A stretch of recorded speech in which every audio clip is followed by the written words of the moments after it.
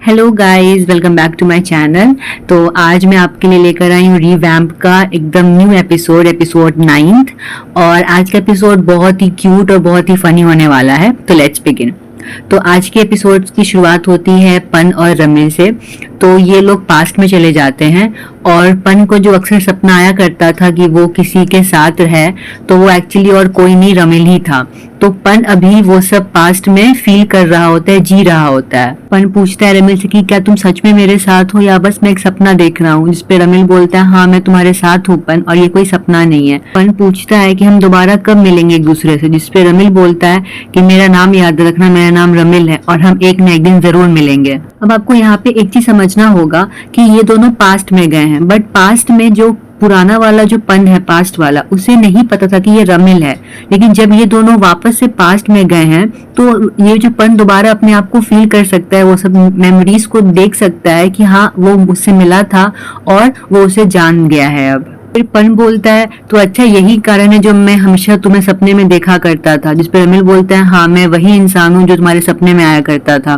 जिसपे फिर पन बहुत क्यूटली बोलता है कि तुम तो मुझे चीटिंग भी नहीं करने देते हो सपने में भी। जिसपे रमिल बोलता है तुम्हें किसका सपना देखना है मेरे अलावा।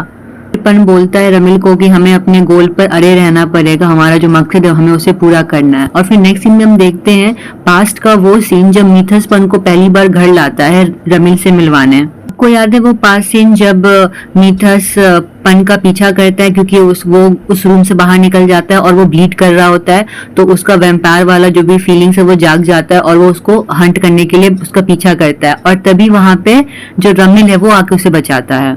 पन फिर रमिल को सपने में अपने पास बुला लेता है और उसे बताता है कि हमारा वहां पे जाना भी सही नहीं है, हमारा कुछ और मकसद है, जो हमारा गोल है हमें उसकी तरफ जाना है। और इनका गोल क्या रहता है? इनका गोल ये रहता है कि इन्हें फेराटू को देखना है कि एक्चुअली में वो फादर ड्रैक्यूली हैं या फिर कोई और। फिर हम देखते हैं कि रमिल फिर उस पास्ट में चला जाता है जब पन जो है वो टेरेस पे जाके रोजेस कट कर रहा होता है। और तब उसके मन में इंटेंशन ये था कि वो रमिल को उस चाकू से मारने वाला था। तो ये रमिल उस फेज में चला जाता है। जिसपे फिर रमिल बोलता है कि मैं उन चीजों को नहीं इग्नोर कर सकता जो चीजें हमें आज तक यहाँ तक ले आई हैं। फिर पन फाइनली रमिल को अपने उस पास्ट में ले जाता है जहाँ पे वो एक्चुअली में फादर ड्रैक्यूल को देख पाएगा। और पन रमिल को बोलता है कि जब तुम मेरे जाना मेरे पास्ट में तो प्लीज मुझे अपने आप को याद रखने की कुछ हिंट्स दे देना और ये बता देना मुझे कि तुमने ही मेरी लाइफ बचाई थी। जिसपे रमिल बोलता है ऑफ कोर्स मैं तुम्हें खुद को भूलने नहीं दूंगा, और अगर मैं पास्ट में जाता हूँ तुमसे मिलता हूँ तो मैं तुम्हें जरूर याद दिलाऊंगा कि मैं रमिल हूँ और हम दोनों का फ्यूचर साथ में है। फिर रमिल फाइनली उस माइकल ऑर्फनेज वाले पास्ट में चला जाता है जहाँ पे ये तीनों साथ रहते थे, जेट, पन और एलिस। और वहाँ पे जो पन था उसका बचपन वाला इमेज नहीं रहता है बेसिकली, वहाँ पे एक्चुअली रियल वाला अभी जो प्रेजेंट वाला पन है वो रहता है, क्योंकि पन ने अपने मेमोरीज में खुद को रिप्लेस कर लिया है। तो ऑल दो सारे एक्शंस तो वो पहले वाला जो पास्ट वाला जो बेबी वाला जो पन है वही करेगा, लेकिन बस वो दिखेगा यंगर पन, प्रेजेंट पन जैसा। इस पे रमिल बोलता है कि मुझे तुम्हारे पास्ट में जान के बहुत खुशी हो रही है। और फिर पन बताता है कि ये वही रात है जिस दिन सब कुछ बदल गया था, मतलब वो रात जिस दिन माइकल ऑर्फनेज में हमला हुआ था और जिसकी सच्चाई अभी तक किसी को पता नहीं कि एक्चुअली वो हमला किसने किया था, वो वैम्पायर कौन था। फिर हम देखते हैं कि पास्ट का सीन है, वहाँ पे जेट और पन एक दूसरे से बात कर रहे होते हैं। और तभी पन पूछता है जेट से कि क्या तुम फादर के रूम में फिर से जा रहे हो प्रेयर करने। जिसपे जेट बोलता है कि हाँ मुझे तो फादर बनना ना, कितना कूल है ना फादर बनना, तो मैं जा रहा हूँ प्रैक्टिस करने। और फिर तभी रमिल को ब्लड की स्मेल आती है और फिर एग्जैक्टली वैसा ही सीन रिपीट होता है जैसा हम देखते हैं जो ऑर्फनेज में पहला इंसिडेंट हुआ था कि कोई वैम्पायर आया था और पूरे लोगों को मार दिया था। तो वैसे ही एलिस भी भागती भागती आती है पन के पास और फिर दोनों रूम से बाहर निकलते तो देखते हैं बस लाशें ही लाशें पड़ी हैं और वो दोनों बहुत घबरा जाते हैं। फिर पन देखता है कि जेट को कोई एक वैम्पायर काट रहा होता है और वो वैम्पायर और कोई नहीं बल्कि फेराटू ही रहता है। फिर पन जैसे ही बचाने जाता है जेट को, फेराटू उसको ढकेल देता है और फिर वो टकरा जाता है वार्डरोब से और वो गिरने ही वाला होता है कि फिर से रमिल ही आके उसे बचा लेता है। तो याद है आपको जब पन को एक वेक सा इमेज था कि उसको आखिर किसने बचाया था, तो एक्चुअली में रमिल ही था जिसने उसको बचाया था। और अब जब ये पास में दोबारा गया है तो पन की सारी मेमोरीज एकदम ज्यादा अच्छी होती चली जा रही हैं। एक्चुअली पन के माइंड में अभी दोनों चीजें चल रही हैं, पास्ट वाली चीजें भी और जो प्रेजेंट में था वो भी। तो पास्ट में जब जब उसने उसे रमिल ने बचाया वो सब चीजें, और जो प्रेजेंट में जो जो मोमेंट्स उसने जिया रमिल के साथ वो सारे अच्छे अच्छे मोमेंट्स, तो अभी दोनों मोमेंट्स उसके माइंड में चल रहे हैं, पास्ट वाले भी और प्रेजेंट वाले भी। जब रमिल ने पन को बचाया तब रमिल ने पन के मेमोरी से खुद को थोड़े देर के लिए, थोड़े समय के लिए इरेज कर दिया और उसे अपनी कुछ माइंड रीडिंग पावर भी दे दी और उसे ये कहा कि जब सही वक्त आएगा तब तुम मुझे रिलीज करोगे उस पेंटिंग से और हम दोनों की मेमोरीज वापस आ जाएंगी और हम फ्यूचर में एक साथ रहेंगे।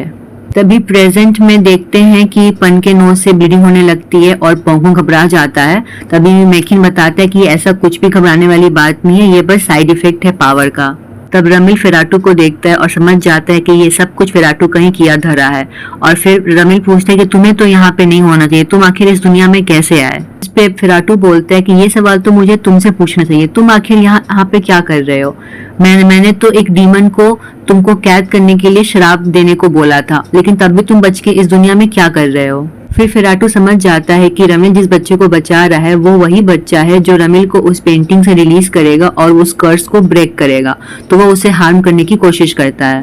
फिर फिराटू और रमिल में फाइट होती है और फिराटू रमिल को हाथ पे खरोच दे देता है, जिसपे फिर रियल लाइफ में प्रेजेंट में मीथस मेकिन को बुलाता है मास्टर को हील करने के लिए। उन दोनों में फाइट होती है और फाइट में ही फिराटू बोलता है रमिल को कि हाँ तुम मुझे मार दो, आज जो बच्चों की जान गई है वो उसका कारण तुम ही हो, क्योंकि तुमने मुझे पहले भी पकड़ा था बट मारा नहीं था। तुम क्या साबित करना चाहते हो कि तुम एक मॉरल वैम्पायर हो, तुम एक अच्छे वैम्पायर हो। मैं कहता था कि तुम बिल्कुल लायक नहीं हो लीडर बनने के।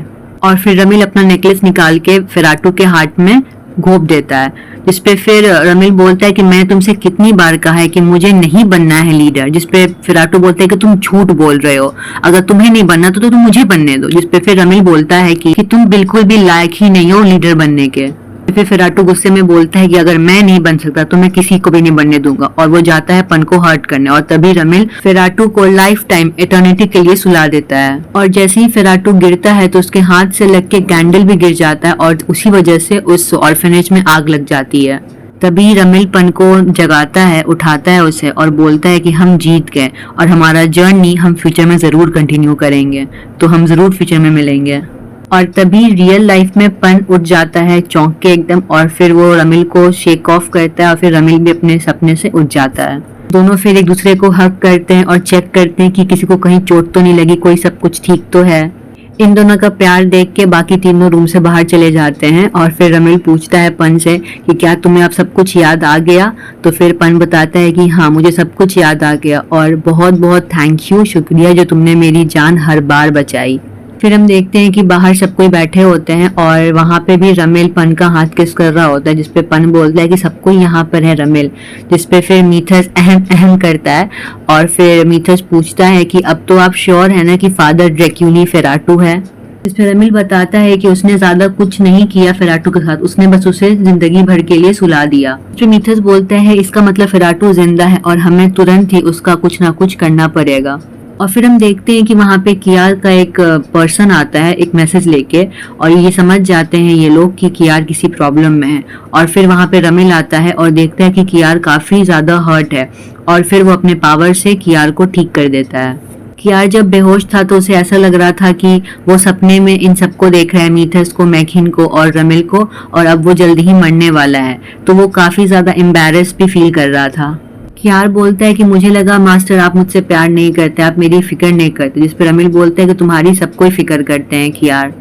जिस पे मेकिन बहुत ही मजाक में बोलता है कि तुम्हें इतनी भी चोट नहीं लगी जो तुम इतना नखरा कर रहे हो। जिस पे फिर कियार बोलता है मुझे दर्द नहीं हो रहा, मैं इमोशनल हो रहा हूँ। फिर हम देखते हैं कि बहुत ही फनी सीन आता है, वहाँ पे पन जो है वो कियार का वुंड साफ कर रहा होता है और फिर उसे थोड़ा दर्द होता है कियार को, तो वो बोलता है लाओ मैं खुद ही कर लूंगा, और वो खुद से करने जाता है तो उससे होता नहीं है। तो फिर वो रिक्वेस्ट करता है मुंह बना के कि प्लीज तुम ही मेरा वुंड साफ कर दो। तो फिर पन भी हंस के वो साफ करता है, तो बेसिकली इन दोनों में पैचिंग हो जाती है। फिर कियार आके बाहर बोलता है कि देखो मैं कितना हेल्दी हूँ और मैं रोज एक्सरसाइज करता हूँ, इसलिए मैं इतना जल्दी ठीक हो गया। जिसपे मेकिन आके बोलता है कि तुम अपने से ठीक हुए हो या फिर मिस्टर पन ने तुम्हारा इतना ख्याल रखा, तुम्हें खाना खिलाया, इस वजह से तुम ठीक हो गए हो। बेसिकली यहाँ पे कियार हिचकिचा रही है एक्सेप्ट करने में कि पन ने उसका कितना ख्याल रखा और उसको हील करने में हेल्प की। फिर मैकिन को तैयार हुए देख कियार पूछ रहा है कि तुम कहाँ जा रहे हो, जिसपे फिर मैकिन बताता है कि वो पोंग को स्कूल से रिसीव करने जा रहा है। जिसपे फिर कियार बोलता है कि तुम क्यों जा रहे हो, उसकी फैमिली कहाँ है, उसका बड़ा भाई कहाँ है, उसे बोलो ना कि वो अपने भाई को रिसीव करने जाए। ये ह्यूमंस बीइंग में ना बस प्रोमिसेस बनाते हैं और कभी उस पे रहते नहीं है। उसने मुझसे प्रॉमिस भी किया था कि वो मेरे लिए खाना बनाएगा, बट देखो वो है ही नहीं कहीं और मुझे इतनी भूख भी लगी है। फिर मैकिन कियार को बोलता है कि ऐसा लग रहा है कि तुम भी अटैच्ड हो गए हो मिस्टर पन से। जिसपे फिर कियार बोलता है ऐसा बिल्कुल भी नहीं है, तुम चुप रहो डॉक्टर। और फिर कियार बोलता है कि मैंने कहा था ना कि ह्यूमंस पे कभी भी ट्रस्ट नहीं कर सकते, लेकिन तब भी मैं एक लास्ट चांस दे रहा हूँ मिस्टर पन को ताकि वो मुझे खाना खिला दे। और वो पूछते हुए चला जाता है मिस्टर पन कहाँ हो तुम, मुझे खाना बना के दो मिस्टर पन। तो ये बहुत ही क्यूट एंड फनी सीन रहता है और मीथर्स और मैकिन हंस रहे होते हैं। फिर हम देखते हैं कि रमिल और पन एक साथ होते हैं और फिर रमिल बताता है कि कैसे आज पन को तो वो मिल ही नहीं पाया क्योंकि सारा दिन तो कियार उसके साथ था। फिर पन बोलते हैं कि हाँ कियार बहुत क्यूट है, जिसपे फिर रमिल गुस्सा हो जाता है बहुत ही बेबी जैसा और फिर पन उसे किस करके उसे मनाता है। रमिल बोलता है कि तुम बस लोगों की तारीफ ही करते हो मेरे सामने, जिसपे फिर पन उसे मनाता है और फिर वो मान जाता है। और फिर दोनों बेड पे कडल करते हैं। ट्रस्ट में ये जो सीन है ना बहुत अच्छा लगता है दोनों जब कडल करते हैं बेड पे। तो फिर पन सीरियस होके बोलता है कि अब बस हमें जेट को समझाना है और उसको रियलिटी बताना है और फिर वैम्पायर्स और ह्यूमंस के बीच में ये जो कन्फ्लिक्ट है वो हमेशा के लिए खत्म हो जाएगा। फिर नेक्स्ट सीन में हम देखते हैं कि जेट और उसके मेंबर्स आपस में बात कर रहे होते हैं कि कैसे लास्ट टाइम जब वैम्पायर्स ने उनके माइंड को रीड किया था, ब्लॉक किया था उनके मेमोरीज को, तो कैसे फिर वो वापस आके अपने ब्रेन को एनालाइज किया तो उन्हें ऐसा वेव्स मिला ब्रेन में जो उनके माइंड को कंट्रोल कर रहा था। और उसी वेव्स को यूज करके इन्होंने एक ऐसा डिवाइस बनाया, हेडपीस बनाया जो माइंड कंट्रोल को ब्लॉक कर देगा रीड करने से। फिर जेट को नर्स का कॉल आता है हॉस्पिटल से और वो बताती है कि फादर का कंडीशन खराब हो गया है और वो उसे तुरंत हॉस्पिटल ले आई, जहाँ पे जेट वापस जाता है। फिर एलिस के पास एक खबर आती है कॉल पे कि फेराटो ही वो फादर ड्रैक्यूल है और मास्टर रमिल के भाई है और अभी तक जेट ने ही फादर ड्रैक्यूल को छुपा के रखा था। नेक्स्ट सीन में हम देखते हैं कि किचन का सीन होता है जहाँ पे सब कोई खाना बना रहा होता है और पोंग और कियार में आपस में फाइट हो रही होती है, नोकझोंक हो रही होती है कि आखिर इस सूप को गर्म करने की जरूरत ही क्या है, जब बाद में हम इसे फूक फूक के ठंडा करके ही खाना है तो फिर से हीट ही क्यों करना। तो एक तरफ पोंग उसे हीट कर रहा होता है और फिर दूसरी तरफ कियार उसे ऑफ कर रहा होता है। और फिर रमिल आके इन सबको शांत कराता है और फिर कियार को बोलता है कि तुम जाके प्लेट्स लगाओ और फिर पन पोंग को बोलता है कि तुम ज्यादा टांकी चाई मत करो कियार का और तुम जाके टेबल पे ग्लासेस लगाओ। फिर रमिल पन को बोलता है कि कितना अच्छा लग रहा है ना फैमिली जैसा, जिसपे फिर पन बोलता है फैमिली जैसा नहीं, हम फैमिली ही हैं। रमिल बोलता है चलो अब सब कोई खाते हैं, पन ने सूप बनाया है। तो फिर पन बोलता है कि नहीं, कियार और पोंग ने भी तो हेल्प की है। जिसपे फिर पोंग बोलता है हाँ मैंने तो कैरेट्स को चॉप किया। जिसपे फिर कियार बोलता है मैंने अनियंस को पील किया और गार्लिक को भी, देखो मेरा हाथ भी स्मेल कर रहा है। और फिर वो मिथस को अपना हाथ स्मेल करने को देता है। फिर वो दोनों एक दूसरे को देख के ऐसे ब्लफ ऑफ करते हैं। फिर हम देखते हैं कि एलिस जेट का पीछा करते करते उस हॉस्पिटल पहुंच जाती है जहाँ पे जेट फादर ड्रैक्यूल को रखा होता है और वो बताती है कि फादर ड्रैक्यूल एक इंसान नहीं है जेट, लेकिन जेट बिल्कुल भी यकीन नहीं करता है। फिर एलिस जेट को बताती है कि अगर फादर ड्रैक्यूल इंसान है तो फिर वो अभी तक जिंदा कैसे हैं। फिर जेट वॉशरूम जाता है और उसे फ्लैशबैक आता है उस माइकल ऑर्फनेज का जब फेराटू ने सब पे हमला किया था और उसके कंधे पे उसने बाइट भी किया था। फिर वो अंदर आता है और नर्स को बोलता है कि मुझे कुछ टाइम अकेला चाहिए फादर के साथ, और वो नर्स बाहर चली जाती है। फिर जेट रो के बोलता है कि अब वक्त आ गया है ये सब कुछ खत्म करने का और वो पिलो से फादर ड्रैक्यूल को सफोकेट कर देता है। जेट रोते हुए बोलता है आई एम सॉरी और तभी फेराटो उसका हाथ पकड़ लेता है और यहीं पे हमारा 9th एपिसोड एंड होता है।